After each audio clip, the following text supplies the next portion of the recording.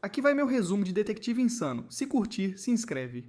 A história começa quando uma mulher folgada com batom chamada Amamaya fica furiosa ao saber do quinto vítima, e o modo operandi é o mesmo. Ela manda seus investigadores alargar o caso na pressa, mas vira pro protagonista Totomaru e fala pra ele ir pra casa dormir. Totomaru, como sempre, se faz de guerreiro e jura que aguenta trabalhar 2 noites seguidas, que dá conta do cansaço. Amamaya corta curto pra não ter mal entendido e diz sem dó que alguém inútil como ele só atrapalha. Depois um tal de Kiko se compadece do detetive promocional, porque se Totomaru não trouxer resultados, pode ser expulso da divisão de investigação 1. Kiko lembra o quanto Totomaru é um péssimo detetive. Ele já foi enganado por um criminoso e deixou escapar o sujeito 3 vezes. Como se não bastasse, a polícia já foi chamada numa vez em que ele entrou numa rua escura para colher depoimentos. Kiko gosta da boa vontade do Totomaru, mas aponta que essa sinceridade o torna um detetive ruim. Totomaru prova que não é má gente, dizendo que a população está aterrorizada pelos assassinatos em série e que para ele é agoniante ficar só assistindo. O velho claramente tem um plano quando, de forma estranha, lambe os dedos e comenta que já são 5 vítimas e nada de avanço nas investigações. A divisão 1 está em apuros, então ele acha que só existe uma pessoa capaz de resolver o caso. Essa pessoa é um tipo de detetive meio fora do comum, nada tradicional. Totomaru vai até o apartamento do sujeito e admira o visual elegante do detetive numa foto. O cara é zelador do prédio, e Totomaru se pergunta se a carreira de detetive dele anda fraca. Totomaru tenta tocar a campainha, mas leva um susto com uma voz que diz: "Não crie expectativas". Na segunda tentativa, a voz manda: "Toca você mesmo". A confusão do Totomaru só irrita mais, porque a voz odeia esse tipo de atitude de quem pede favor. A voz manda ele voltar ao santuário e pedir ajuda aos deuses de novo. Totomaru não faz ideia de como a voz sabia que ele já tinha feito isso, e a voz diz pra ele ir embora. Totomaru explica que a Kiko o mandou, o que faz o sujeito aparecer, e Totomaru fica chocado com a cara dele. Esse cara tem um maço de algas no lugar do cabelo e está todo tatuado, bem diferente do passado limpo. Para piorar, os olhos dele estão totalmente apagados, nem refletem mais luz. Até olho de peixe morto brilha mais. Totomaru entra no apartamento do sujeito por conta própria e se pergunta se o gato morreu. Não morreu, e o tal Komonohashi explica que estudou com o filho da Kiko. Kiko está preocupada que Komonohashi só passe o dia chorando, e ele não consegue negar. Totomaru entra em pânico quando Komonohashi esmaga o rosto dele contra o chão, mas percebe que o piso está coberto de almofadas. Komonohashi explica que é o seu chão da preguiça, que conhece bem a rotina diária de desespero e tédio. Komonohashi não tem TV, internet nem celular. Nada de bom vem de fora. Então ele cortou o mundo. Está totalmente recluso e jura que atingiu o fundo do poço do desespero. Ele tenta se livrar de Totomaru para continuar curtindo seu chão da preguiça, mas Totomaru diz que ele precisa de algo. Komonohashi recusa sem nem ouvir o que é, dizendo que já não é o primeiro a procurá-lo.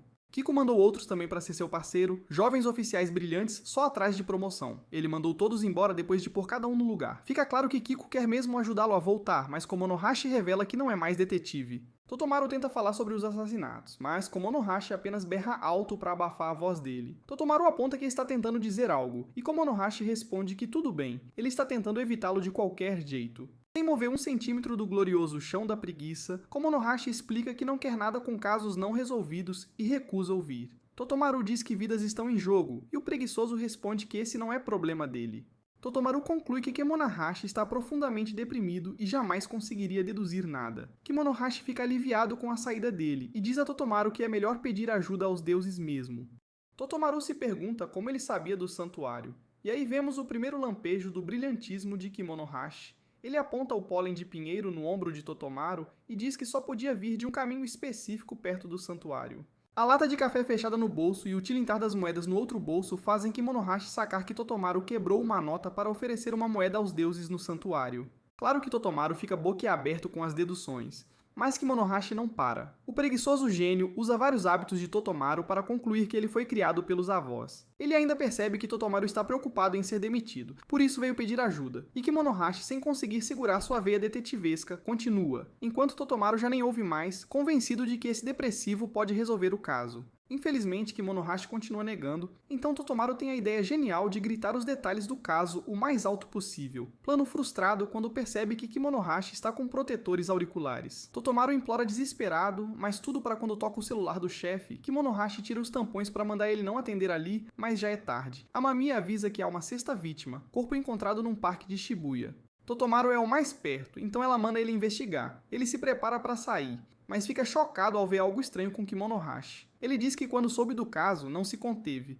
mas não pode mais ser permitido que ele resolva crimes. Ele afirma que, claro, quer ser detetive, desvendar mistérios é o que dá sentido à vida dele, ser impedido disso o faz sentir que vai enlouquecer. Por isso ele se isolou do mundo, evitou pessoas e virou um recluso dormindo de dia. O problema é que ele tem uma falha fatal como detetive, uma bem danada que nenhum médico conseguiu consertar. Totomaru, exibindo suas habilidades de detetive provavelmente duvidosas, deduz que Kimonohashi deve estar doente. O corpo dele deve ser fraco e debilitado, por isso fez o chão de almofadas, coisa de quem vive no limite da fragilidade, né?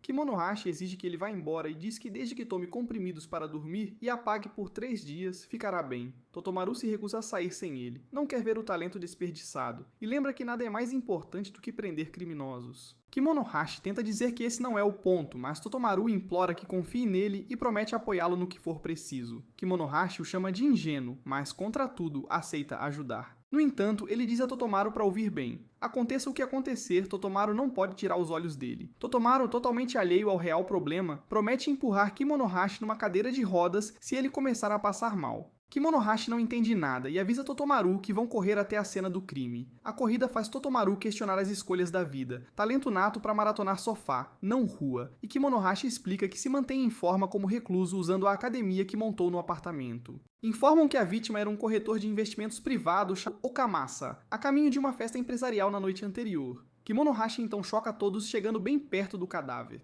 Ainda mais estranho, ele começa a falar com o corpo, pergunta como alguém se afogaria num lugar sem água e por que entregou seus bens sem reagir. O policial fica pasmo, Kimonohashi não sabe dos outros mortos, mas parece entender muito do ocorrido. Kimonohashi explica que cadáveres querem conversar, é preciso aprender a escutar. A espuma branca na boca indica possível afogamento. A roupa não mostra sinais de luta e o terno revela que era rico. A marquinha bronzeada no pulso diz que o relógio foi roubado. Totomaru só então parece entender como é um bom detetive e se espanta. Nos últimos 9 meses, 5 pessoas foram assassinadas em intervalos irregulares com esse exato modus operandi. Todos os pertences valiosos foram roubados, mas não tinham ferimentos externos. Exames não detectaram álcool nem drogas, e todos foram encontrados afogados em lugares sem água alguma.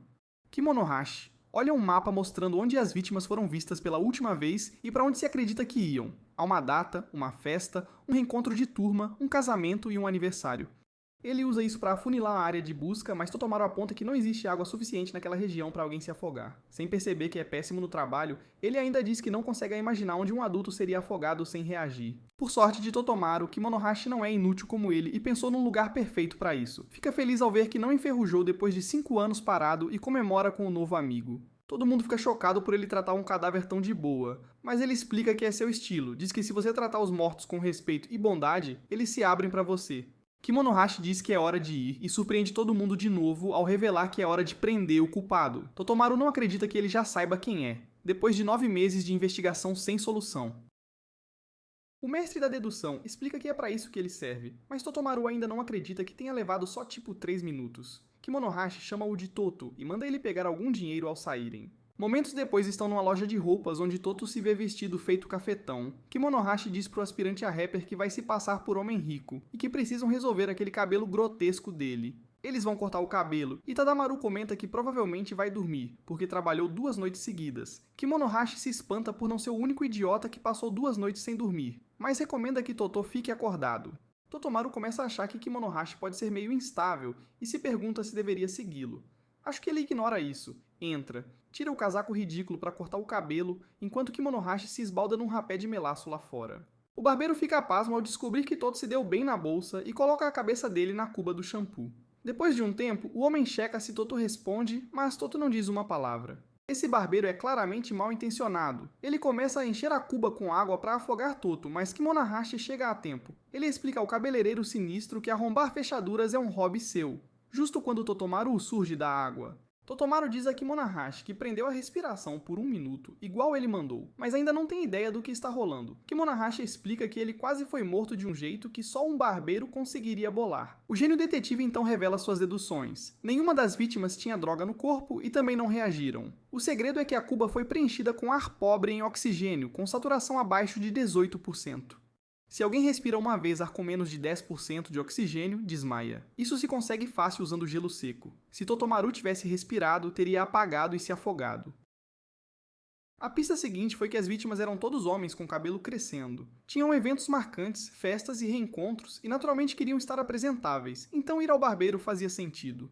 Esse gênio absoluto ainda restringe mais ao descobrir que precisava ser uma barbearia que atraísse clientes novos, então ele focou em lugares nas áreas comuns de circulação das vítimas que aceitavam atendimento sem hora marcada. O local do crime também precisava ser um lugar sem visibilidade do lado de fora e com acesso fácil a gelo seco por perto. A barbearia desse cara checava todos os requisitos. Kimono-hashi quase termina de ostentar seu QI de 1000 ao dizer que a profissão de barbeiro permite puxar papo com o cliente, e assim o assassino podia descobrir todo tipo de informação sobre as vítimas. Para usar isso contra a vítima, Kimono-hashi fez a Toto se vestir de grife e contar um caso de riqueza na bolsa. Ele fez Totomaru parecer exatamente o tipo de cliente rico que o criminoso preferia atender. O cara que empunhava a tesoura e ficou ali ouvindo o discurso agora percebe que são policiais e tenta fugir. Os detetives encurralam o barbeiro psicopata que explica que vinha matando por dinheiro. Totomaru fica chocado ao saber que matou 6 pessoas só por dinheiro. O barbeiro explica que não sente culpa nenhuma, porque antes foi passado para trás pelos ricos. Ele tem dívidas enormes, Kimono-hashi nem liga, e choca Totomaru ao mandar o barbeiro pular do prédio. Ele diz que quem menospreza a vida alheia não merece viver neste mundo e manda pular de novo. Totomaru não acredita, e vemos algo nos olhos de Kimono-hashi que faz o barbeiro concordar em pular. Toto teme que as pessoas obedeçam a Kimono-hashi quando ele pede loucuras assim, e vê que o barbeiro realmente vai pular. Kimono-hashi contorce-se de dor e Totomaru fica sozinho tentando impedir a tragédia. Kimono-hashi parece voltar ao normal, e Totomaru diz que o homem pulou. Kimono-hashi, desnorteado, exclama que fez de novo, e que nunca deveria ter confiado em ninguém. Mas fica chocado quando Totomaru manda ele parar de resmungar e ajudar. Kimono-hashi é claramente um gênio, mas até ele não acredita que Toto conseguiu salvar o culpado. Ele pensa que Toto pôs a própria vida em risco sem hesitar, mas então percebe que não é isso. Na verdade é o contrário. Toto é um tolo ingênuo, o corpo dele age antes da razão. Totomaru manda ele parar de falar sozinho como um lunático e dar o braço a torcer, mas Toto acaba caindo. Quando a gravidade quase joga Totomaru no asfalto, Kimono-hashi o salva os dois. Ele anuncia com orgulho que mudou de ideia, e agora vê possibilidades infinitas. Em casa, a boca de Totomaru quase cai no chão quando Kimono-hashi revela que seu defeito é uma doença. Ele mata o culpado. Diz que não tem memória consciente disso, mas aparentemente sempre pressiona o culpado até a morte. Quando volta a si já é tarde demais. Por isso, sua taxa de casos solucionados é incrível, 100%, mas sua taxa de prisões é ridiculamente baixa, 0%. É por isso que foi proibido de atuar como detetive e se afastou dos casos. No entanto, Toto quebrou essa péssima sequência, e agora está claro por que Kiko enviou Totomaru. O que Kiko deve ter percebido é que Kimono-hashi não precisa de um parceiro brilhante ao lado. O que ele quer é um bobalhão ingênuo. Totomaru entende que é esse bobalhão, e Kimono-hashi diz que serão parceiros. Ele manda que lhe tragam todo o caso que encontrarem. Kimono-hashi explica que deixará Totomaru levar todo o crédito, então a partir de hoje ele será um grande detetive. Uma cena do passado mostra a sala cheia de alunos boquiabertos. Todos ficam em choque ao ver que um aluno conseguiu resolver um caso. O assassinato era um cold case e todo mundo jurava que nunca seria solucionado. Concordam que o novo aluno é inacreditável, o maior que a escola já teve, e se perguntam como ele consegue pensar como um criminoso. O feito foi tão impressionante que o professor diz que quando esse aluno se formar, pode acabar com os casos não resolvidos do mundo todo. Descobrimos que esse aluno era Kimono-hashi. Ele fica lisonjeado com os elogios e diz que dedicar a vida a virar detetive é sua vocação. De volta ao presente, Totomaru vai ver Kimono-hashi e se surpreende ao ver que o antes melancólico solitário agora está animado para ouvir qual será o próximo caso. Ele espera um caso que acelere seu coração, mas não há nada assim. A notícia ruim joga Kimono-hashi direto no piso da preguiça, onde ele resmunga freneticamente. Toto manda ele falar mais alto. Ele fala, só para chamar Toto de inútil. Kimono-hashi diz que ele está desperdiçando sua paixão transbordante por solucionar mistérios e o maior talento que a Blue já viu. Explica que a Blue é a principal academia de formação de detetives do mundo, e 100% dos melhores graduaram-se lá. O melhor de todos foi Kimono-hashi. Ele teve as maiores notas e diziam que era o maior gênio que a escola já teve. Isso impressiona Totomaru, mas Kimono-hashi conta que algo deu terrivelmente errado.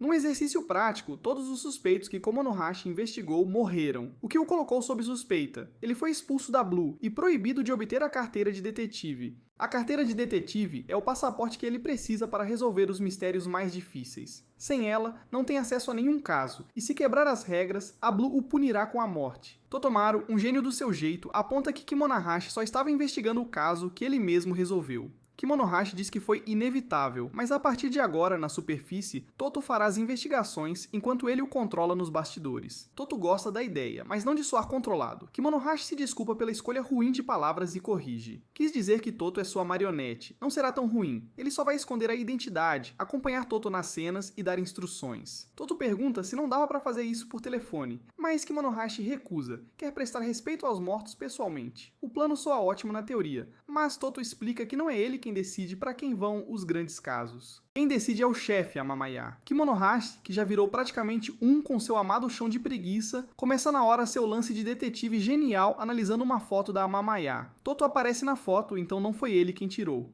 O motivo de nenhum dos dois olhar para a câmera é que a foto foi tirada às escondidas. Ele está certo. Toto explica que um colega que dizia querer que a senpai Amamaya pisasse nele enviou a foto. Toto revela que tem medo da cara fechada dela e conta o que aconteceu mais cedo naquele dia. Encontraram um corpo, então ela se preparou para investigar e o sempre empolgado Totomaru pediu para ir junto. A senhorita nunca sorri e recusou, mas deu outra tarefa a ele e colocou a missão na pasta dele.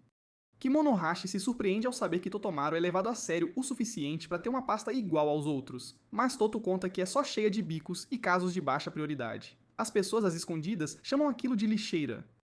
Kimonohashi, surpreendentemente, diz umas palavras de conforto. Um dia Totomaru dará risada por último, mas estraga o clima na hora ao brincar que um dia o catador de lixo governará a humanidade. Sobre o lixo de hoje, Totomaru explica que houve um boletim de dinheiro sumido do cofrinho e por engano foi parar na divisão 1. É o tipo de crime totalmente impossível, mas Totomaru supõe que Kimonohashi não pareceria interessado em roubo de trocado.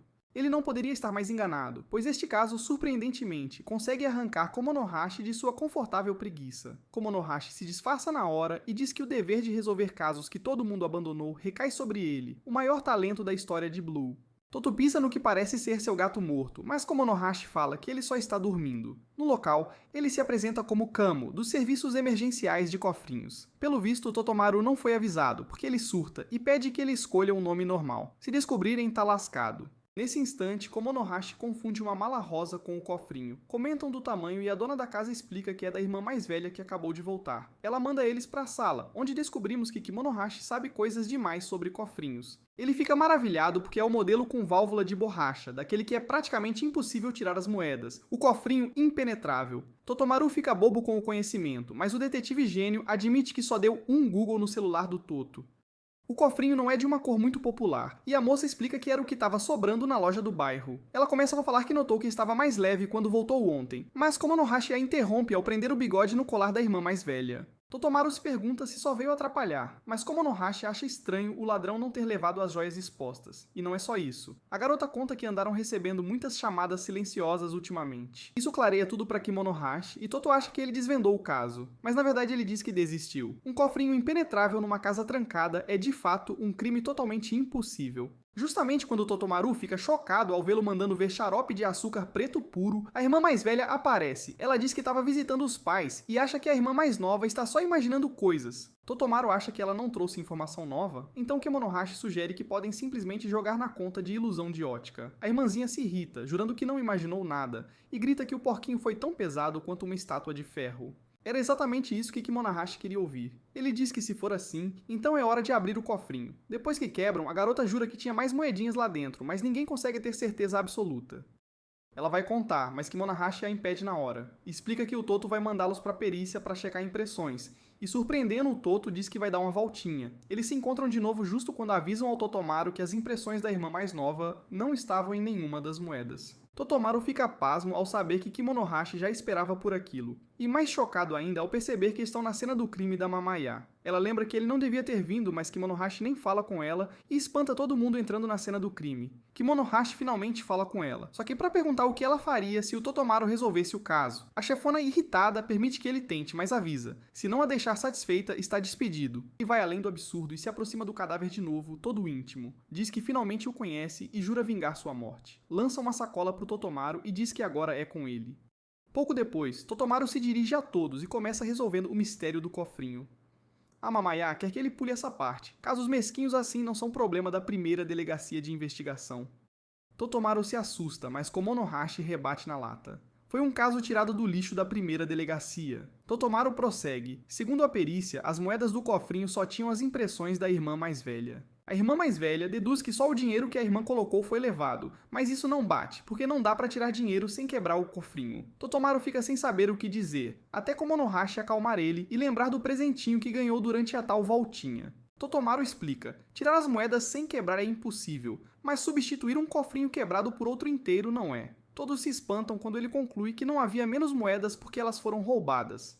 O cofrinho anterior tinha sido quebrado, e para esconder isso, alguém comprou outro cofrinho e colocou as moedas sujas dentro. Ele acusa a irmã mais velha, mas ela diz que não teria motivo para esconder nada assim. Ela simplesmente contaria para a irmã mais nova. Totomaru fica todo atrapalhado de novo, mas Komonohide nota que a voz dele está falhando e acalma-o de novo. Recuperado, Totomaru explica que o motivo de ela se esconder está bem ali, na beira do rio. Ele choca todo mundo ao dizer que foi assassinato. A coisa fica mais escandalosa quando conta que o homem era o perseguidor dela e fazia aquelas chamadas silenciosas. Um dia ele a esperou e a perseguiu até a sala dela. O cofrinho era pesado como uma estátua de ferro, então ela bateu nele e o matou. Quando fez isso, o cofrinho quebrou e o sangue sujou as moedas. Para encobrir o crime, ela comprou outro e tentou encher com moedas de verdade. Por isso, só as digitais dela estão nas moedas. Por fim, ela levou o corpo para lá. Usou a mala da entrada para transportar. Pelo tamanho, não parece só uma passadinha na casa dos pais. A Mamaya não acredita que os dois mistérios estavam ligados, e Totomaru só respira aliviado por ter contado tudo. A irmã mais nova se recusa a aceitar, mas a mais velha, consumida pela culpa, desaba e cai em confissão.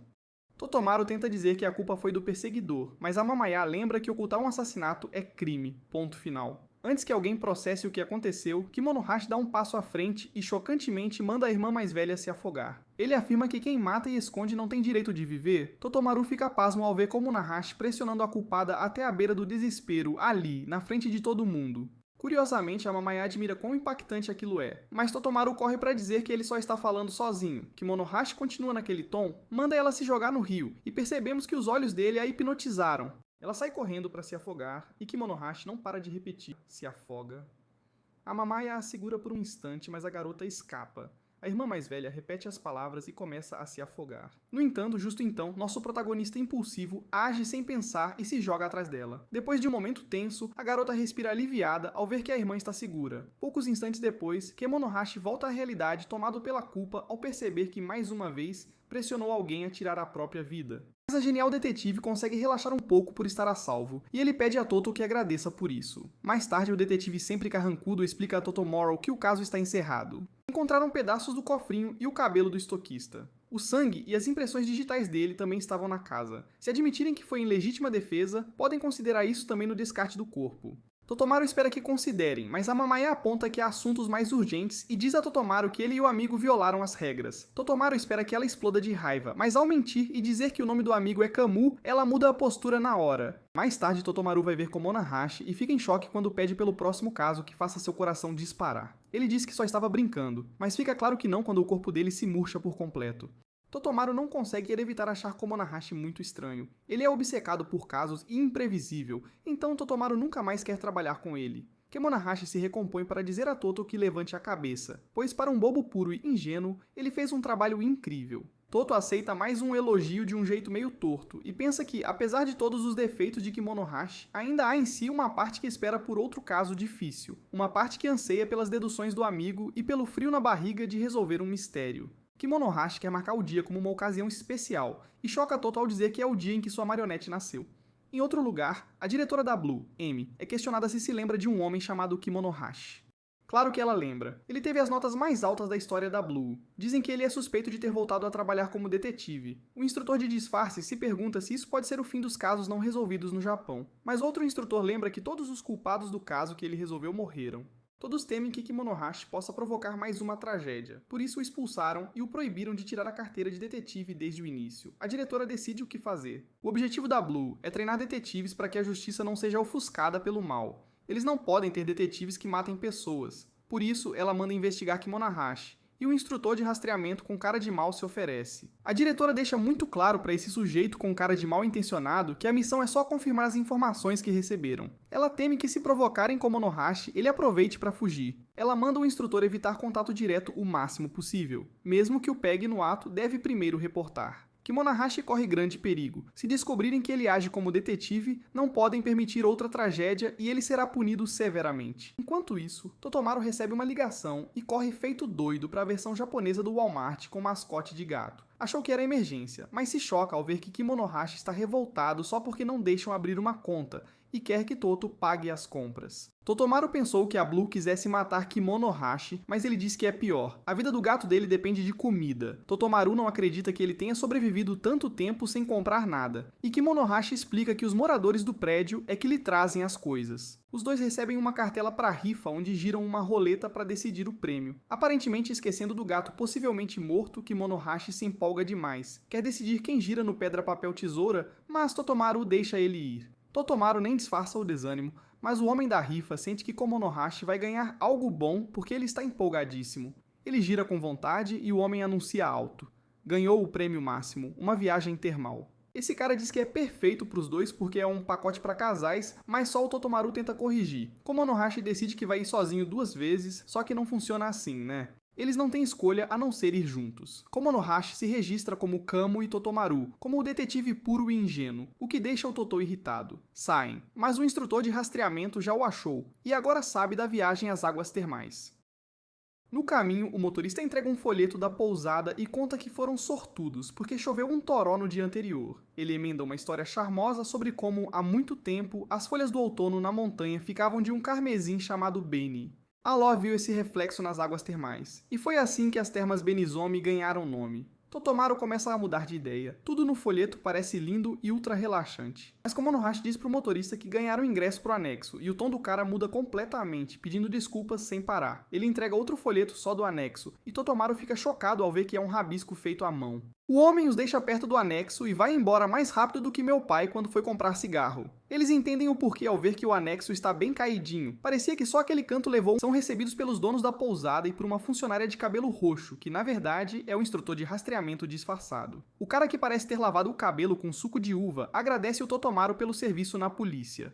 Totomaru nem entende como ele sabia do trabalho, e o homem explica. Foi pelos sapatos. O couro da ponta está gasto e isso só acontece se você corre neles até o fim. Os únicos profissionais que correm com sapato de couro são detetives perseguindo bandidos. Totomaru fica impressionado com a dedução, mas Kimonohashi não quer que ele se engane. Ele aponta que entre profissionais que correm de sapato de couro, um repórter pode ser tão provável quanto. Kimonohashi deduz que o outro só sabia que o Toto era policial porque ele mesmo escreveu isso no formulário de reserva. O cara de cabelo roxo até parece impressionado, mas diz que é só um truquezinho acolhedor que gosta de fazer. Lá dentro, o homem explica que o banho fica aberto até as 8 horas do dia seguinte e o jantar é servido às 19 horas. Kimonohashi não para de deduzir tudo e percebe que, com o horário marcado, deve haver mais hóspedes. E claro, estava certo, tem mais 3 grupos. Os dois seguem para o quarto e vemos o instrutor estranhamente empolgado. Ele fica maravilhado com a dedução de Kimonohashi, porque confirma que é mesmo ele. Logo depois o pessoal toma banho, mas Kimonohashi queria que fosse vermelho, como na história do motorista. Ele conta que aquilo é o que divulgam, mas existe também uma lenda secreta. Dizem que o rio costuma transbordar e isso dava trabalho à vila. Os espertos decidiram sacrificar uma moça ao rio, e no dia seguinte as águas baixaram, embora por dias o rio e a fonte ficassem vermelhos. Totomaru não acredita na história macabra, e Kimonohashi diz que estava num folheto feito à mão que o motorista deu. Naquele momento Totomaru repara que a tatuagem do Kimonohashi é maior do que imaginava. Kimonohashi explica que aquilo é na verdade uma cicatriz. Ele já sofreu ferimentos por todo o corpo, mas só esse ficou marcado. Parece um número, e ele diz que por isso gosta tanto dela. Parece o número 6, que ele relaciona ao seu nascimento. Para Toto entender, compara com ele ter uma tatuagem da avó de tanto que a ama. Depois vão jantar e Totomaru fica chocado com o monte de gosma que Kimonohashi pediu. Kimonohashi precisa explicar ao inculto que aquilo é arroz coberto com seu amado caldo de açúcar mascavo. O gênio acredita isso ao seu cérebro e diz que também bebe pasta de gergelim preto para não ficar anêmico. Kimonohashi então volta a postar atenção para os outros hóspedes. Um casal onde o marido impaciente quer a esposa elogiando a comida e um jovem sozinho.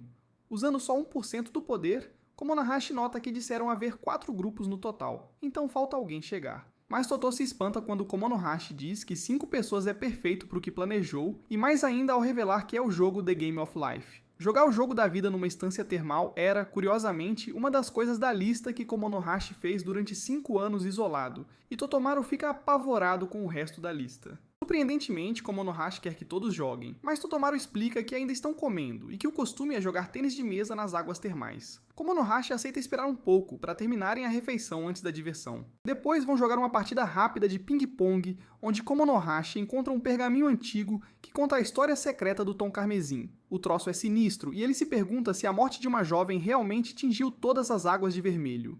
Preparados para o jogo, Komonohashi aumenta a aposta. O perdedor vira escravo do vencedor para sempre. Ele não é só gênio. Tem um saque de ping-pong tão forte que Toto acaba mandando a bolinha direto pela janela.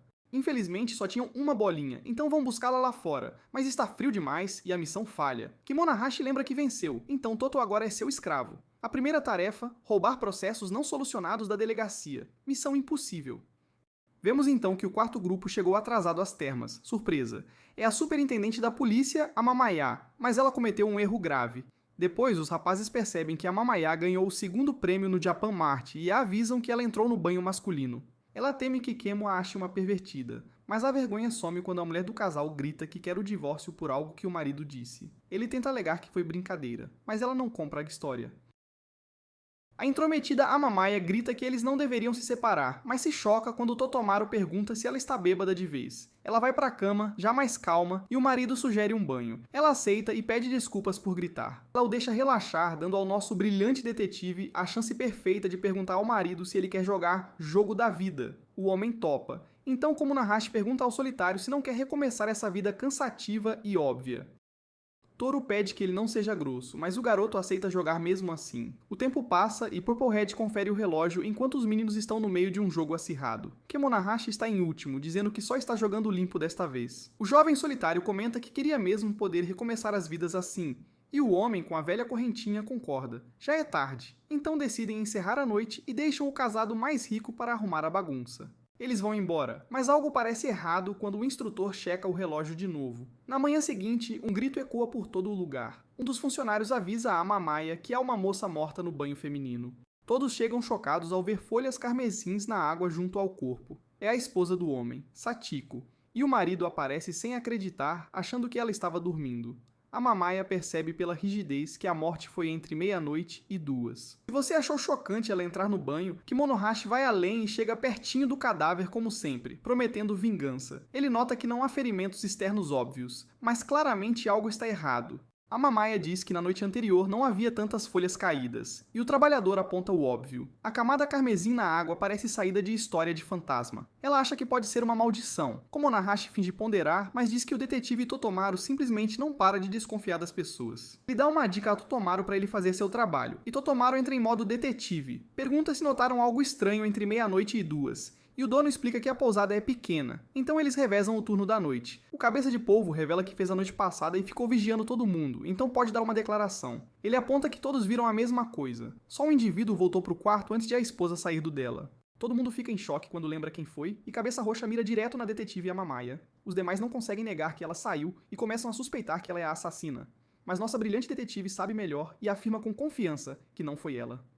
Só que tem outra pessoa ali com eles agora. Os outros resistem um pouco, já que ela foi claramente a única que saiu. Monohashi observa que é verdade que a Mama é a única com álibi duvidoso, mas seria impossível ela ter feito aquilo. Ele tem certeza disso e pretende provar na hora. O velho de cabelo roxo dá uma cara ameaçadora e se espanta. A chance de pegar Kimonohashi investigando apareceu cedo demais. Ele é o grande instrutor de rastreamento do Azul e declara na mente que Kimonohashi está acabado. Depois se choca quando Komonohashi revela que tudo o que ele dizia sobre resolver o caso vinha na verdade do Totomaru. Toto deseja que não se empolgue, mas Komonohashi insiste e faz um show completo. Ele finge que Toto está dizendo que já tem todas as pistas necessárias. Em pânico, Toto mal consegue formar palavras e só solta arfadas. Mas Komonohashi pega aquelas arfadas e as transforma em pistas sobre a ilustração do segredo de Benazomi e a água que ficou vermelha com folhas. Todo mundo conhece a história secreta da menina sacrificada, todo mundo menos a Mamaya. Os outros viram a ilustração no táxi a caminho, mas a Mamaya não pegou o táxi e Totomaru percebe algo. Kemonohashi finge só seguir a deixa do Totomaru e explica que a Mamaya nem teve oportunidade de ver o folheto, então ela não conhecia a história.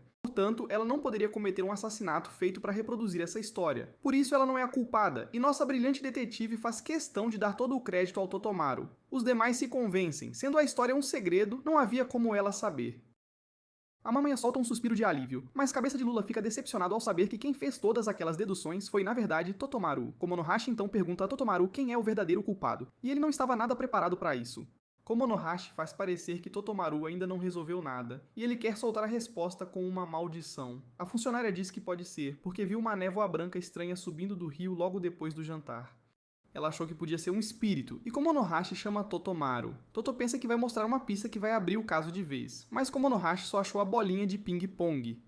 Totomaru pede que ele se concentre, mas Komonohashi só quer procurar algo para alcançar a bolinha. Eles se espantam ao ver um tapete de banheiro aleatório, e mesmo assim nosso gênio só pensa se dá para alcançar a preciosa bolinha. A Amamaya os interrompe, e Totomaru tem certeza que ela vai berrar com ele, mas ela, surpreendentemente, agradece pela ajuda. Embora dê para ver pelo corpo que ela está forçando, a cabeça parece prestes a explodir.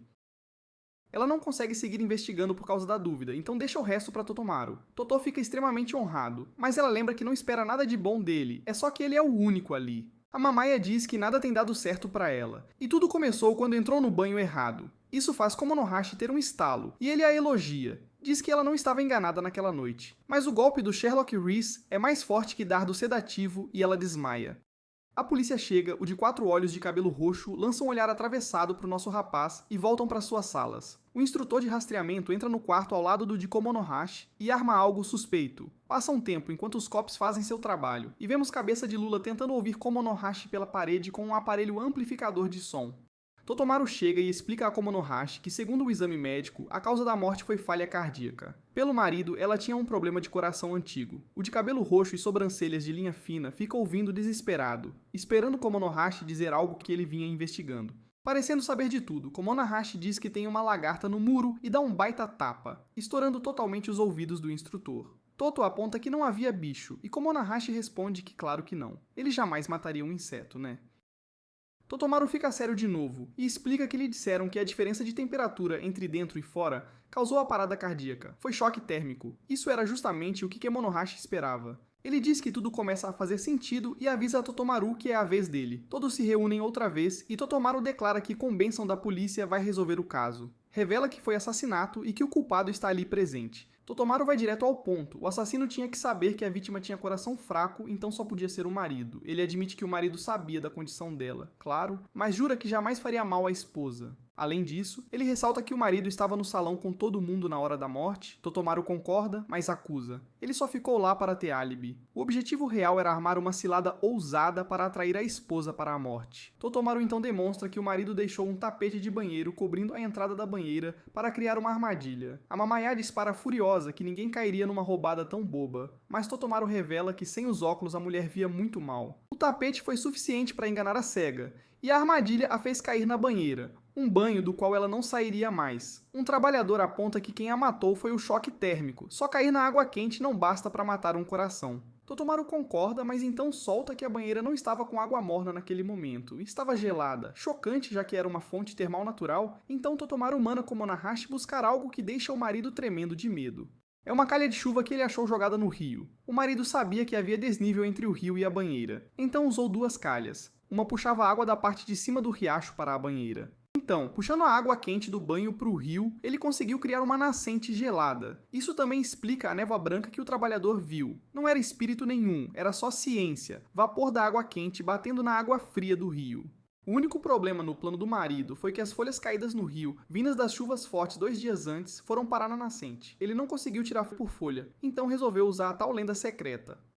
Ele intensificou a história das folhas, colocou mais e tentou fazer parecer a maldição da mulher sacrificada. O marido joga sua carta final. Lembra todo mundo que ela morreu no banho das mulheres. Um homem não conseguiria entrar lá tempo suficiente para armar tudo isso. Totomaru explica. Se o marido sabia que ninguém ia aparecer, então isso não seria problema. No jantar, ele ouviu que Toto e Komonohashi iriam jogar ping-pong, então soube que ninguém estaria no banho dos homens por um... Aproveitou para trocar para as cortinas que marcavam os banhos masculino e feminino, mandando as mulheres pro lado dos homens, garantindo o banho das mulheres só para ele. Isso também explica porque a Amamaya entrou no banho dos homens. A partida de ping-pong acabou mais rápido do que o marido esperava, então eles foram tomar banho antes que ele recolocasse as cortinas e ela os pegou no ato. O marido não aceita a acusação e insiste que não há provas. Claro que Tartaromaru tem resposta. Se testarem as cortinas, com certeza vão achar impressões digitais do marido. Não faz sentido estar ali. Ele deveria ter usado só o banho dos homens, então por que suas digitais estariam na haste da cortina das mulheres? Totomorrow o desafia a se explicar, e o homem não consegue. Diz estar encurralado. Totomorrow só fica aliviado por ele ter desabafado, e o marido se vira para o trabalhador para pedir desculpas por ter falhado. Ela fica em choque ao ver que ele realmente matou a esposa, mas o homem diz que fez isso por ela, porque ela vivia reclamando que a mulher atrapalhava. A Mamaiá fica furiosa com o canalha. Ele deixou a força negra dos próprios sintomas o dominar, e acabou matando a própria mulher por causa de um caso. Todo mundo discute, até que, para espanto geral, o normalmente super calmo Totomaru grita alto que o homem matou a própria esposa. O homem fica sem palavras e é levado. Totomaru pergunta onde está o Komonahashi e vai procurar assim que vê algo estranho. Toto revira a mata e é chamado pelo instrutor Lula. Toto mal reconhece o cara depois do upgrade visual. E o homem explica que Komonahashi está acordando agora. Totomaru fica pasmo ao encontrar Komonahashi amarrado numa árvore. Komonahashi achou que estava numa fonte termal cheia de melaço, então Totomaru tem que explicar pro amante de açúcar que era só um sonho. Cabeça Roxa finalmente se apresenta. É o instrutor de rastreamento do Blue, Spitfire. Ele diz que veio investigar se Kimonohashi estava fazendo o papel de detetive. Kimonohashi zoou Spitz dizendo que o viu lá na loja quando ganharam no sorteio. Kimonohashi aponta com certeza que não fez nada. Quem resolveu o caso foi o Totomaru. Spitz o chama de mentiroso e, na maior cara de pau, diz que um bobalhão como o Totomaru, que nem percebeu ele, não poderia ter feito deduções brilhantes. O orgulho de Totomaru despenca, e Kimonohashi manda o Spitz apresentar provas. Spitz, claro, não tem nada, mas afirma que nem precisa, tem certeza de que aquelas foram as incríveis deduções de Kimonohashi. Kimonohashi começa a provocar o cara de verdade agora. Diz que Spitz não só é ruim na especialidade dele, seguir e vigiar, como é ilógico. E se pergunta como virou instrutor. Além disso, ele é um péssimo sequestrador. Só amarrar alguém numa floresta à vista de todo mundo, de dia. E Komonohashi se pergunta que instrução péssima é essa hoje em dia. Spitz parece não entender, e diz a Komonohashi que se ele admitir que investigou, pedirá a pena mais branda. Kimonohashi aponta que Spitz claramente não tem autoridade para isso, e começa seu show de deduções geniais. Diz que se Spitz só estivesse lá para ver se ele investigava, não precisaria se disfarçar de funcionário da estalagem. Mas Spitz ainda assim se deu ao trabalho de se infiltrar e interagir com eles. Se estivesse apenas observando, isso seria ilógico demais. Além de se expor ao alvo, sempre existe a chance de a pessoa fugir. Pelas ameaças anteriores do Spitz, pelo jeito de falar e pela impaciência, nosso gênio milionário deduz que há algo mais por trás. É algo pessoal. Ou Spitz apostou com alguém que ele investigaria, ou foi ameaçado mesmo. Komonohashi se solta e pensa se existe uma terceira razão. Talvez Spitz precise das habilidades dele. Depois de tanto ser deduzido, Spitz admite que está completamente derrotado. Ele implora desesperado para Komonohashi emprestar suas habilidades. Conta que só treinou rastreamento até virar instrutor no Blue, para achar o melhor detetive e resolver o mistério da família desaparecida. Infelizmente ninguém por lá pôde ajudar, e todo mundo que ele perguntou disse que só Komonohashi poderia resolver o caso. Spitz fica radiante por confirmar que achou o detetive que sempre procurou, mas Komonohashi recusa. Komonohashi lembra que Spitz é instrutor no Blue. Ele nem o conhece direito, e só um tolo confiaria de cara. Spitz garante que é gente boa e que depois de tanto investigá-lo, se sente bem próximo. Determinado, Spitz quer provar que é confiável, e diz que vai falar com os superiores que Komonohashi não está fazendo o trabalho de detetive. Promete também ajudar nas investigações, mas Komonohashi lembra, esse é trabalho do Totomorrow. Mostrando-se fã, Spitz oferece um casaco alegre a Komonohashi. Komonohashi recusa de novo, e Totomorrow comenta que Spitz não parece mau sujeito. Spitz pede só para ser ouvido e diz que se não é o mais esperto, pelo menos tem coração. Ele elogia Toto por resolver o caso e vai embora, dizendo que está disponível se precisarem de um rastreador. Sai voando feito Homem-Aranha, jurando que vai conquistar a confiança de Komonohashi. Komonohashi pretende recusar, mas admite que as habilidades do Spitz seriam úteis. Komonohashi se interessa pelo caso da família desaparecida, mas explica que não consegue confiar no Cabeça Roxa. Se ele trair, está acabado. Ainda assim, confia no julgamento de Totomaru, e Toto garantiu que ele é uma boa pessoa. Toto acha que isso coloca pressão demais nele, mas Komonohashi diz que vão ter que ver se ele é confiável ou não. Como em tudo, ele já tem um plano e choca Toto ao explicar que vai só cuspir até o cara desmaiar. Totomaru sabe que Komonohashi não é mau rapaz, nunca ouviu abandonar alguém em apuros. Totomaru agradece por ajudar a Mamaya no caso de assassinato, e Komonohashi responde que só estava fazendo o seu dever. A cena seguinte mostra um sujeito olhando a geladeira com um sorriso ameaçador. Algum tempo depois, informam a Totomaru que homicídios em série estão ocorrendo e haverá uma investigação conjunta. Ele fica pasmo ao saber que um detetive super habilidoso chamado Kawasami Olho de Águia virá. Totomaru baba um pouco, dizendo que esse grande Kawasami pode virar superintendente geral ainda na casa dos 20. Isso dá Maya chateada, porque ela também quer ser superintendente geral. E ela surpreende ao revelar que Totomaru vai chefiar a operação conjunta. O chefe grosso resmunga, que é só porque ela nunca emprestaria seus melhores homens a Kawasami. Kawasami chega e a gente vê como o sujeito é insano. Com uma pinça ele percorre a sala apontando defeitos. Unhas compridas aqui, botão quase caindo ali, digitais por toda a lente dos óculos de alguém.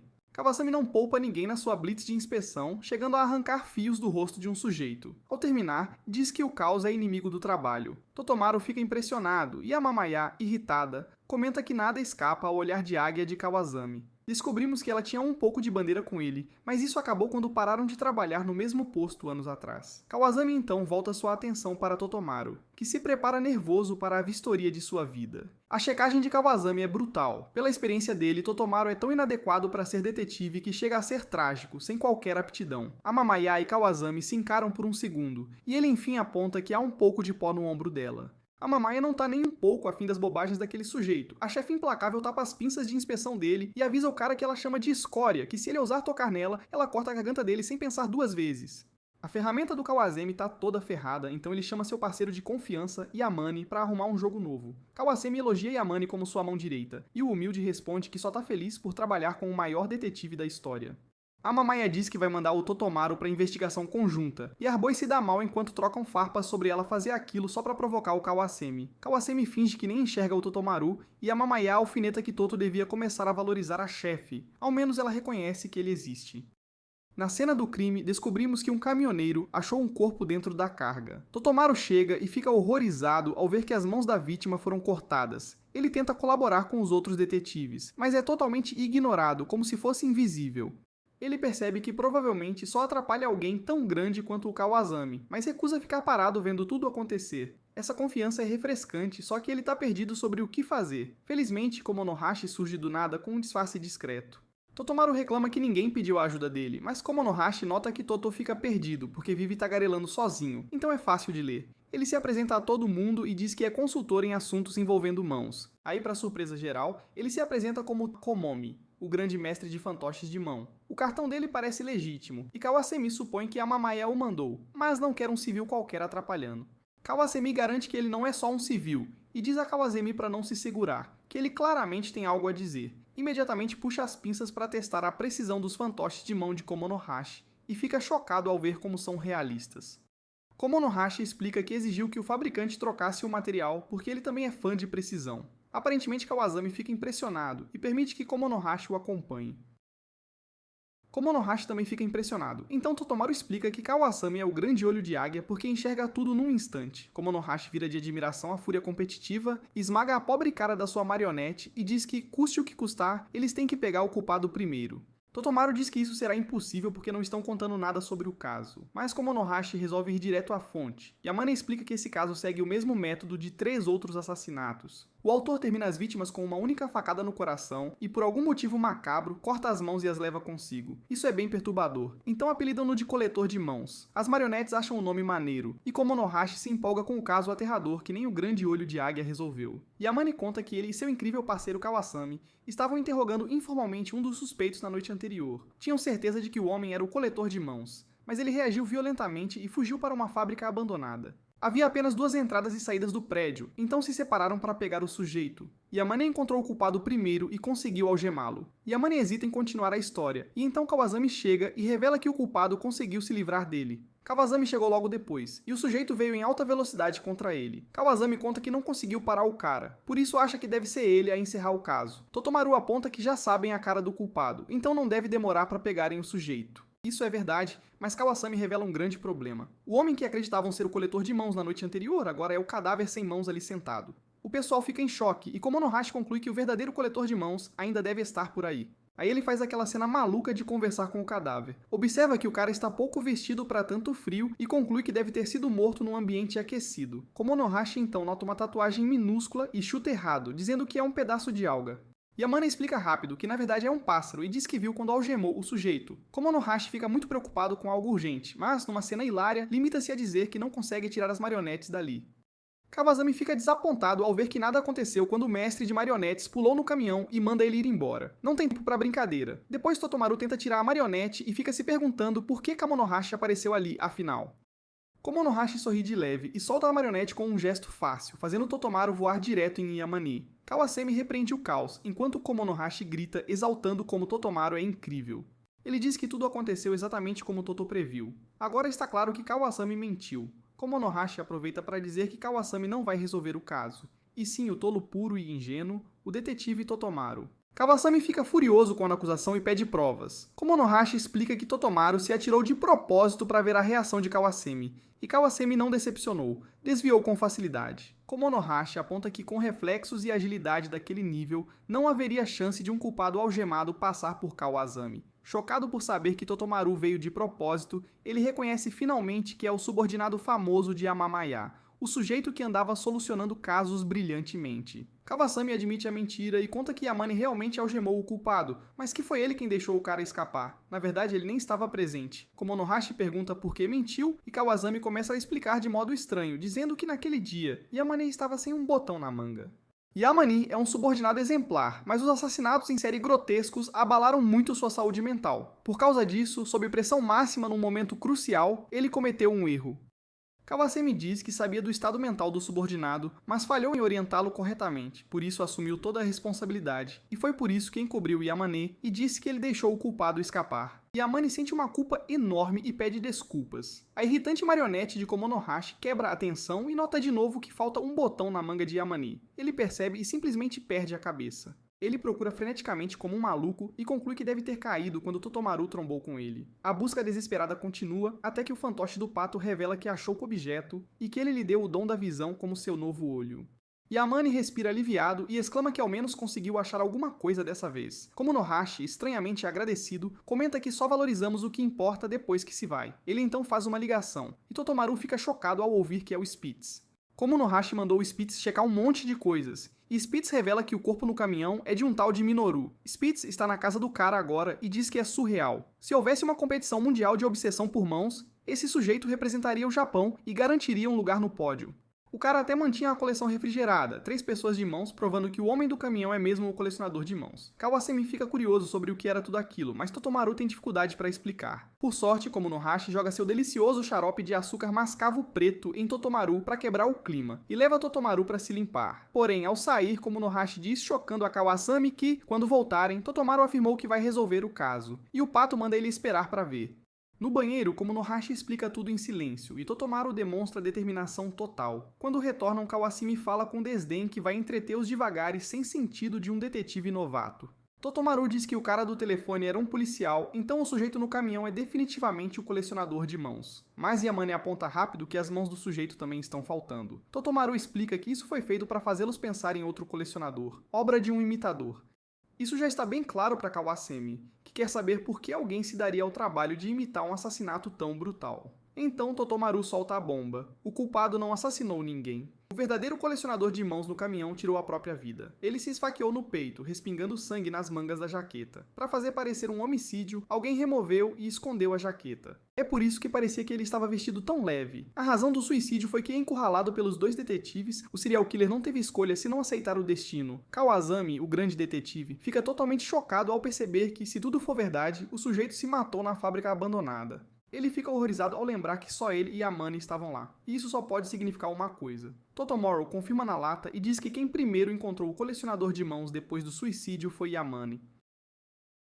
Yamane tenta negar, mas Totomaru entra em modo detetive total. Ele nota que à noite a fábrica devia estar no breu, impossível enxergar, e que a tatuagem do colecionador é difícil de ver. Será que Yamane reconheceu um pássaro assim, na hora? Yamane continua negando desesperado, então Toto solta que ele está escondendo outra coisa e não consegue contar para Kawasami. Toto revela, chocando a todos, que Yamane perdeu suas algemas. Ele percebeu isso quando Yamane, depois de perder o botão na frente deles, entrou em pânico e disse: "Encontrei dessa vez." Ou seja, já havia perdido algo importante, algo que poderia comprometer a integridade da polícia. Por isso, Yamane estava tão nervoso naquele dia. Ao descobrir que o colecionador de mãos havia se matado, Yamane teve uma ideia: fingir que o assassino fugiu depois de ser algemado, escondendo o corpo. Depois ele cortou as mãos. Assim, quando o corpo apareceu sem mãos, pareceria que o colecionador levou as algemas junto. Ninguém descobriria que Yamane as perdera. Kawasaki imediatamente sai em defesa de Yamane, dizendo que ele nunca faria uma coisa dessas, mas Totomaru o corta e aponta que ele é parte do problema. É claro o quanto Kawasami valoriza Yamane, e essa pressão de agradar um perfeccionista sufocante fez Yamane não se permitir falhar. Kawasami fica sem palavras. Yamane pede desculpas, desesperado por manchar a carreira dele. Yamane está destruído e diz que a responsabilidade foi demais para aguentar. Ele não conseguiu corresponder às expectativas. Kawasami explica que vai ser difícil reintegrá-lo como policial. Ainda assim, não é uma pessoa ruim e diz que enquanto Yamane tiver vontade, ele vai esperar o parceiro voltar. Depois que levam o Yamane, Kawasami comenta que não precisa que os dois do time sejam policiais e usa nossos garotos, que acabaram de resolver o mistério, como exemplo. Eles ficam pasmos, e Kawasami os avisa para não subestimar o olhar dele. Ele diz a Totomaru que, assim como ele precisava do Yamane, o mestre de marionetes precisa do Totomaru para alcançar todo o seu poder. Komonohashi acha a ideia convincente, mas Toto interrompe para lembrar o quanto Komonohashi vira um caos sem ele, e os dois se alfinetam um pouco. Kawasumi os observa, impressionado com Totomaru, e pensa que Omai tem uma ótima detetive nas mãos. Mais tarde, Totomaru vai ver Komonohashi, mas o encontra num estado péssimo, com olhos totalmente vermelhos. Komonohashi está ansioso por outra missão, mas acabou viciado em TV, e num programa em especial chamado Poderes Psíquicos, Fato ou Ficção. A gente acompanha então uma transmissão ao vivo desse show, apresentado por uma mulher chamada Ono. No programa, um vidente e um neurocirurgião se enfrentam tentando verificar poderes psíquicos. Quem demonstra é um famoso psíquico chamado Torad, e do outro lado está o gênio neurocirurgião, Mofu. Essa garota dorme profundamente e Totomaru se pergunta se ela está gravemente ferida por causa de tantos curativos. Mofu explica que ela só cortava uma maçã, mas a faca escapou e causou um estrago sério. Komonohashi comenta que a moça é estranha, mas muito divertida de se ver. Claro que Totomaru quer saber se ela é realmente uma boa neurocirurgiã, então Komonohashi diz que suas operações são precisas e que ela é considerada uma super doutora. Só que ela se mostra muito desajeitada quando, por acidente, prende o microfone no rosto e a plateia cai na risada. O público se maravilha enquanto Toraj diz que vai mostrar como controla a mente de alguém só com uma escrita, e Komonohashi o incentiva.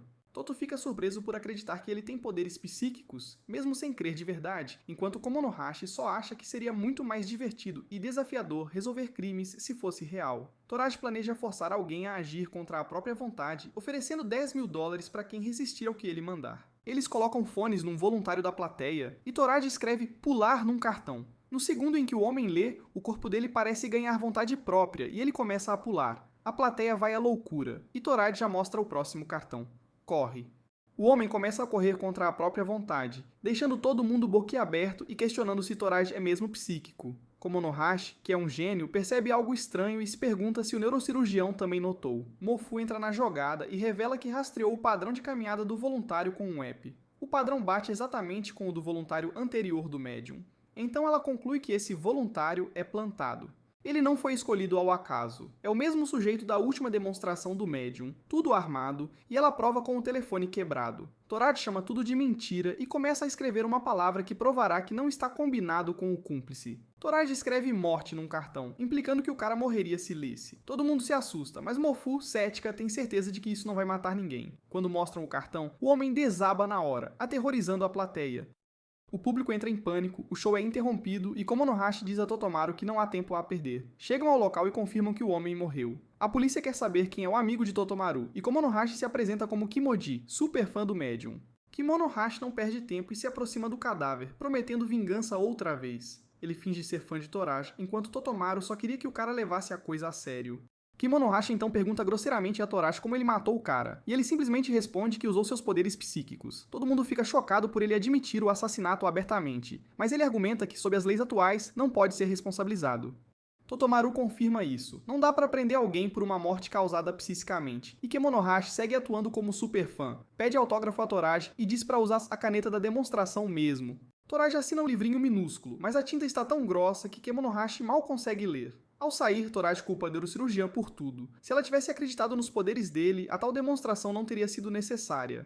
Ele acha que se alguém deve ser punida, é ela. O pessoal vai checar a médica, e uma moça chamada Shikata se apresenta como assistente da Mofu no hospital. Totomaru não acha que foi culpa dela, mas Mofu explica que é médica, e assume a responsabilidade por permitir que alguém morresse ali na frente. Komonohashi pergunta se o incidente a fez acreditar em poderes psíquicos, mas ela não tem certeza. O que ela sabe é que o homem morreu por envenenamento. Seu exame indica uma neurotoxina, tipo veneno de baiacu ou de cobra. Komonohashi já tinha deduzido isso também, apontando um pontinho na nuca da vítima que pode ser marca de uma agulha envenenada. Ela pergunta se Komonohashi é médico, e fica arrasada quando ele revela que é só um super fã do Torad. Totomaru pensa se Toraji poderia ter usado um dardo para enfiar a agulha, mas ela descarta essa ideia. Ela observou Toraji de perto e ele não fez nada suspeito. Além disso, ninguém estava atrás da vítima. Ela surta porque o cérebro não consegue explicar o ocorrido, e Totomawa começa até a se perguntar sobre poderes psíquicos. Komonohashi não sai do personagem e celebra a vitória de Toraji, enquanto Shikada diz que Mofu tem um motivo pessoal para não poder perder.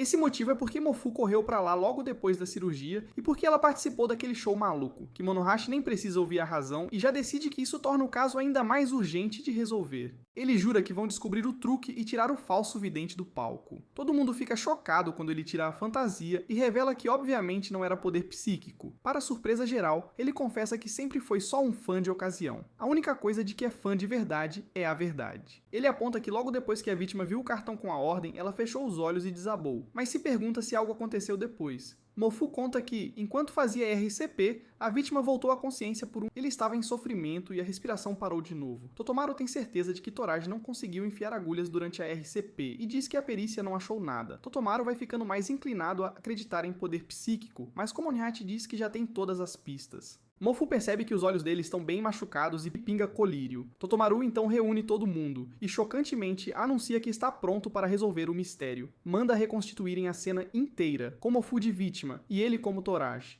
Para ser fiel, Totomaru usa os mesmos cartões e pede a caneta de Toraji. Toraji resiste e pergunta por que diabos teria que participar desse espetáculo. Mofu fica furiosa e lembra que alguém acabou de perder a vida pedindo a caneta educadamente. Infelizmente, ela é super desastrada e tropeça num cabo. As canetas de Toraji caem no chão, então ela pega uma e pede desculpas. Vão usar aquela de qualquer jeito. Preparados, Toto explica que vai escrever no cartão e Mofu vai fingir obedecer igual ao Plantinha. Toraji reclama de ele chamar o sujeito de Plantinha e diz que ninguém se mataria por um truque. Totomaru começa com a palavra pular e Mofu começa a pular. Ele escreve correr e ela corre.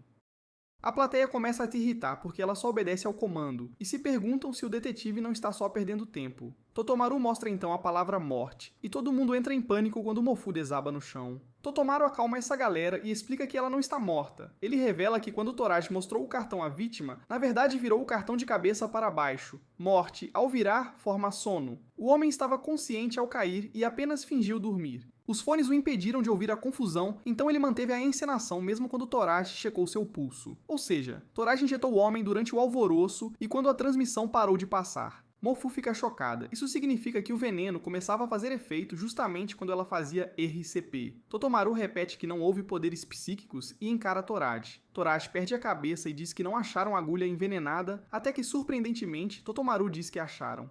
Ele conta que Toraji assinou com a caneta grossa porque a agulha do veneno estava escondida na caneta fina. Todo mundo fica pasmo, mas Toraji insiste que tem poderes psíquicos e promete provar para todos. Ele grita poderes psíquicos de Toraji, nada acontece. No fim, admite que mentiu e desiste. Aí parte numa explosão de raiva, dizendo que o outro já começava a ameaçá-lo. O sujeito ia contar o truque falso a não ser que Toraji lhe desse 90% dos lucros. Então acabar com ele era a única saída. Nesse momento, Kemonohashi joga a caneta envenenada para Toraji e chocantemente manda ele se matar. Porque quem despreza a vida dos outros não merece viver. Ele manda Toraji se esfaquear. E Totomo logo percebe o velho truque de Kemonohashi: forçar alguém a tirar a própria vida. Nosso herói age rápido para derrubar a caneta, mas todos ficam horrorizados ao ver que Totomaru levou um golpe na mão. Kemonohashi volta a si, mas está preocupado com Toto. Mofu corre para ajudar, mas já é tarde. Ele tem a marca da agulha do veneno. Algo não bate. Toraji explica que trocou a ponta da caneta pela agulha, então não haveria como deixar marca. Isso quer dizer que ele não segurava a caneta certa. Por sorte, a caneta envenenada estava entre as outras no chão. Depois, Totomaru diz que realmente achou que estava morto, e Komonohashi pede desculpas pelo que fez. Totomaru não confia totalmente e tem certeza de que Komonohashi já vai estar pronto para o próximo caso. Dessa vez, algo está diferente. Komonohashi não solta sua piadinha de sempre, só admite que foi um erro recomeçar a investigar crimes. Se aquilo tivesse terminado de outro jeito, não daria para consertar. E ele acha que não tem mais direito de ser detetive. Fica claro que Komonohashi está se culpando demais, e Totomaru pondera se não é hora de largarem essa abordagem tão perigosa. Nesse instante, houve um pedido de socorro da Mofu e vê que a desastrada ficou com as ataduras presas em alguma coisa. Quando a soltam, ela agradece a Totomaru por ter resolvido o caso e conta porque era tão importante que ela vencesse. No passado, tinha pacientes que acreditavam demais em poderes psíquicos e recusavam cirurgia por causa disso. Agora que, em parte graças às deduções brilhantes dele, desacreditaram um pouco esses supostos poderes, muitas vidas serão salvas. Isso revigora completamente nosso protagonista, que a agradece e pede desculpas por Komonohashi ter assustado todo mundo no final. Ele explica que Komonohashi tem o hábito estranho de forçar os assassinos a agirem, e a neurocirurgiã demonstra interesse. Quando ele vai embora, ela pensa que o que Komonohashi fez foi bem mais que forçar. Depois, nosso protagonista revigorado encontra Komonohashi e diz que ele não pode simplesmente desistir depois de uma dessas. Komonohashi rebate rápido que quase deixou o Toto morrer, mas Toto lembra que foi só um acidente. Komonohashi não aceita isso e argumenta que se acontecesse de novo e acabasse pior, ele não se perdoaria. Toto garante que da próxima vai segurar o Komonohashi e diz que ele também devia confiar mais em si mesmo. Toto agora tem toda a atenção dele e destaca o quanto Komonohashi ama investigar. Ele gosta de ajudar as pessoas, e a vida delas é o centro de tudo o que faz. Parece que Toto conseguiu tocá-lo e mostra a Komonohashi um convite que recebeu mais cedo. Toto não conhece bem quem mandou, mas é para um encontro num observatório numa ilha remota para ver uma chuva de meteoros. Totomaru acha que precisam mudar de ares, e Komonohashi concorda que é boa ideia se afastar dos mistérios por um... Além disso, essa ilha remota é famosa pelo melaço de açúcar mascavo, e Totomaru não acredita que esse seja o real motivo de Komonohashi ter aceitado ir. Algum tempo depois, vemos Komonohashi e Totomaru a caminho da tal ilha remota. O cara que os convidou diz que tem um amigo na delegacia, e Kawasami contou que Totomaru é um dos melhores detetives da atualidade. Kimonohashi se pergunta por que um detetive de ponta seria chamado para ver uma chuva de meteoros. O homem explica que é para estarem preparados para qualquer coisa. O homem menciona um incidente que aconteceu na ilha, e Kimonohashi pede detalhes. Ele se contém na hora porque foi para relaxar e fugir dos casos. Kimonohashi tenta não fazer mais perguntas, então Toto só fala que está um pouco cansado. O homem não está muito preocupado, diz que os chamou só como seguro e confia que nada de ruim vai acontecer. Finalmente chegam à ilha, e ele explica que os agricultores vêm da ilha principal na época da colheita para cortar cana. No entanto, ainda não é época da colheita, então só tem a equipe do observatório e os hóspedes hospedados lá. Kimonohashi continua com perguntas, mas dessa vez é sobre seu precioso melaço de cana. O homem confirma que é feito da cana de lá, então Komonohashi se inscreve para 3 refeições por dia com o melaço mais fino. Nosso Komonohashi já está em modo férias, e ainda diz que quer tentar brincar de bambolê depois de comer. Curiosamente, brincar de bambolê num observatório estava na lista que ele fez durante seus 5 anos de reclusão. Chegam ao observatório e logo ficam curiosos com uma arma em exibição no saguão. O homem explica que é uma réplica que afasta maus espíritos. O pessoal fica impressionado porque parece real, mas quer saber sobre esses maus espíritos. Antigamente, para proteger a cana, os moradores guardavam um mosquete como amuleto. Eles passam por todos os quartos de hóspedes no segundo andar até a sala do observatório, onde encontram uma chefe muito irritada chamada Duno. Com a cúpula fechada, o lugar é à prova de som, então ela só estava aliviando o estresse. Quando algo realmente a enfurece, ela vai lá para gritar bem alto. Ela reclama que um tal hóspede chamado Donzawa ficou furioso porque as estrelas não estavam corretamente posicionadas na sua xícara de café.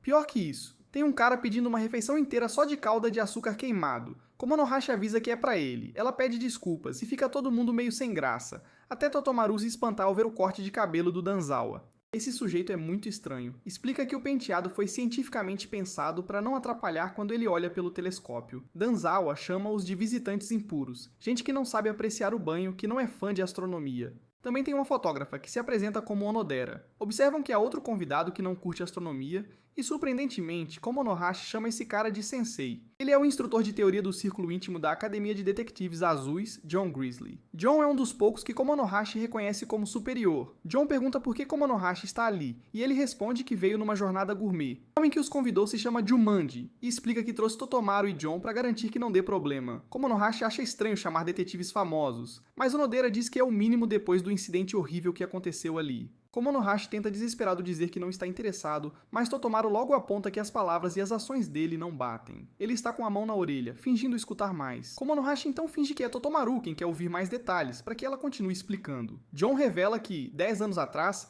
o diretor da época e mais 6 pessoas foram assassinados a tiros. Jumanji conta que quem morreu 10 anos atrás foi seu pai. A arma nunca apareceu e o assassino segue sem identificação. Pensaram em fechar o observatório, mas o pai de Jumanji amava aquele lugar com todo o coração. Ele tem certeza de que superar a tragédia é o que o pai desejaria, por isso organiza a noite para observar a mesma chuva de meteoros. Todos o incentivam e uma garota de cabelo azul finge até molhar o olho ao ouvir a história. O nome dela é Orihime, e ela se apresenta como a ídola da constelação de Orion. Justo então, o diretor fica pasmo quando a cúpula começa a abrir sem permissão. Komonohashi não se contém, e o diretor explica que o telescópio segue automaticamente a posição e grava qualquer estrela que entre. Eles não vão usar o telescópio para observar a chuva, já que a olho nu é que se vê a beleza de verdade. A chuva de meteoros só começa às 23 horas, então todo mundo pode aproveitar o buffet até lá. Poucos minutos depois, Totomaru percebe que Komonohashi já se sentou e fica chocado ao ver tudo coberto por calda de açúcar preta. O cara do cabelo esquisito explica que Komonohashi os conquistou. Ele é um maníaco apaixonado por astronomia. Komonohashi conta que aprendeu sobre astronomia há um tempo, e Totomaru enfim percebe que não sabe quase nada sobre seu parceiro detetive secreto. Toto então se pergunta se John sabe da doença de Komonohashi ou tem alguma pista de cura. Totomaru se aproxima, e John, surpreendentemente, pergunta se Komonohashi anda investigando. Totomaru mente descaradamente dizendo que não, explicando que sabe que Komonohashi costuma pressionar os culpados. Toto não conhece os detalhes, então pede que John diga se Komonohashi realmente pressionou culpados até a morte. John começa lembrando que 5 anos atrás, Komonohashi participou de um exercício prático de treinamento. Inacreditavelmente, Komonohashi conseguiu localizar a base de um grupo de 7 assassinos, mas quando a polícia entrou no covil, só encontrou Komonohashi parado lá, atordoado e coberto de sangue. Com a arma do crime na mão, no meio dos corpos dos 7 assassinos, virou conhecido como um incidente sangrento do treinamento. Há 99% de certeza de que Komonohashi foi o autor, mas ele não lembrava dos 30 minutos antes nem depois do ocorrido. Por isso, na época consideraram-no inimputável. Assim, a única punição foi a cassação da carteira de detetive. Porém, esse sujeito intenso diz que Komonohashi teve sorte. Se ele tivesse julgado, teria lhe dado pena de morte. Nisso, Orihime corre desesperada e manda Totomaru parar o Komonohashi. Toto vai ver o que é tão urgente e descobre que é só um Komonohashi duríssimo tentando não vomitar enquanto faz hula hoop. Komonohashi diz que só estava demonstrando a órbita dos planetas no sistema solar. Está feliz por ter conseguido, mas cansado, vai pra cama. Decide ver a chuva de meteoros em sonho e seus novos fãs fanáticos admiram o ar filosófico. Um tempo depois, a chuva de meteoros começa, mas Totomaru percebe que Onodera sumiu. Ela foi buscar equipamento fotográfico, mas já se passaram 2 horas. A cúpula começa a abrir sem explicação e todo mundo sai correndo ao ouvir um tiro. A porta do telescópio está trancada, então o diretor corre para buscar a chave. John tenta desesperado saber se tem alguém lá dentro. O diretor volta sem a chave. Eles arrombam a porta e tudo está no breu. As luzes não funcionam. Uno traz lanternas e, chocados, encontram Onodera e Komunohashi no chão. Felizmente, Komunohashi ainda respira, mas infelizmente Onodera não está mais viva. John se culpa, acha que devia ter previsto, mas Totomaru espera que ele não ache que Komonohashi seja culpado. Os outros apontam que é óbvio. A arma está bem ao lado dele. O chefe também desconfia, dizendo que só um doido pediria tanto xarope de açúcar mascavo. Komonohashi então, surpreendentemente, fala e defende sua comida favorita. O xarope não fez nada de errado. Ele explica que acordou com os gritos da Orihime, não lembra de nada depois de voltar para o quarto e se deitar, mas deduz pela conversa que está numa situação péssima agora. Todos querem que ele seja preso, mas John quer todo mundo e lembra que todos ali também são suspeitos. John analisa cada incidente com justiça. Komonohashi aponta que ele é mesmo um instrutor que encarna os ideais elevados do Blue. Komonohashi pede a John e ao célebre detetive policial Totomaru que investiguem o caso a fundo. Toto se lembra que também tem que investigar, e John manda Komonohashi ficar quieto e observar. John aponta que o corpo ainda está quente, o que significa que ela morreu há pouquíssimo tempo. A bala passou pelo peito, entrando pelas costas. A autópsia vai confirmar, mas dá pra dizer que o tiro foi a causa da morte e a arma, a usada no homicídio. A arma era aquela que estava exposta no saguão, mas o diretor jamais imaginaria que fosse verdadeira. As luzes lá dentro estão todas queimadaças. Não tem escada também, então escapar pelo domo seria impossível. Não há outras saídas, ou seja, ninguém além de Komonohashi poderia ter feito isso. As provas contra ele são contundentes, iguais às de 5 anos atrás. Não há outra entrada ou saída do recinto, e a porta estava trancada. Dentro do domo de observação tinha-se, portanto, uma sala trancada perfeita. Komonohashi não aceita que a porta trancada o faça culpado, até que, chocantemente, encontra a chave no bolso. É a única chave mestra que tem, e ele não faz ideia do porquê estar ali. Todo mundo tem certeza de que ele é o culpado, mas Totomaru lembra que Komonohashi não teria motivo para ferir ninguém. John já tomou sua decisão e manda Totomaru prender Komonohashi. Totomaru começa a se recusar, mas Komonohashi concorda desde que seja o Toto a prendê-lo. Toto quer que ele se defenda, mas Komonohashi não tem nada a dizer. John pede que Totomaru traga os sapatos dele. Andar sobre os cacos seria perigoso. John manda o diretor chamar a polícia da ilha principal porque é preciso investigação adequada. Todo mundo acha o lugar amaldiçoado, mas Jumanji fica aliviado por terem achado o culpado e agradece a John. Totomaru algema Komonohashi em outra sala e Komonohashi explica que sua memória para quando desabou na cama.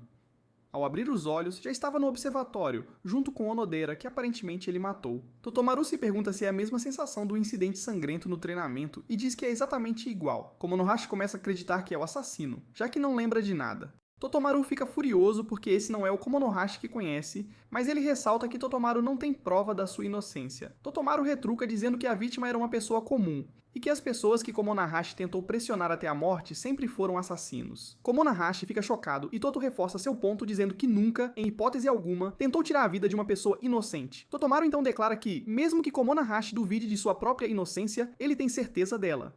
Komonohashi sai do transe e diz que as palavras do Toto aqueceram um pouco seu cérebro congelado. Lembra que se recordou de algo e revela que estava escondendo um segredo dele. O segredo é que ele é totalmente inútil com arma de fogo. Tirava nota máxima em tudo, menos em tiro ao alvo. Sempre falhava sem sequer encostar no alvo. Onodera foi atingido no coração, mas Komonohashi afirma que mesmo com 1000 tentativas, não teria conseguido acertar nenhuma vez. Toto se espanta e pergunta por que nunca contou isso antes. Komonohashi explica que desde o incidente 5 anos atrás, sempre dizia a si mesmo uma coisa. Se algo assim acontecesse de novo, ele simplesmente desistiria sem lutar, por mais difícil que fosse aceitar. Ele guardou raiva de todo mundo depois daquele dia, e foi a única forma de manter a sanidade. Komonohashi agradece a Toto por fazê-lo reagir, e admite que sua cabeça não estava funcionando a 1%. Totomaru conclui que, se ele não é o culpado, alguém o armou. A pessoa ainda está solta, então ele sai correndo para investigar. Komonohashi lembra que chorou e gritou quando foi preso 5 anos atrás e se pergunta por que agora não faz isso. Percebe que não está entrando em pânico porque tem o Toto ao lado. Chove forte lá fora e Jumanji quase tem um troço ao saber que a polícia só chega amanhã ou mais tarde. Totomaru volta à cena do crime e pasmo descobre que todas as luzes da sala foram alvejadíssimas. Elas foram todas atingidas no centro, então certamente não foi Komonohashi, que não acerta nem rótulo de garrafa. Vários tiros foram disparados, mas de fora do domo ouviram estranhamente apenas um.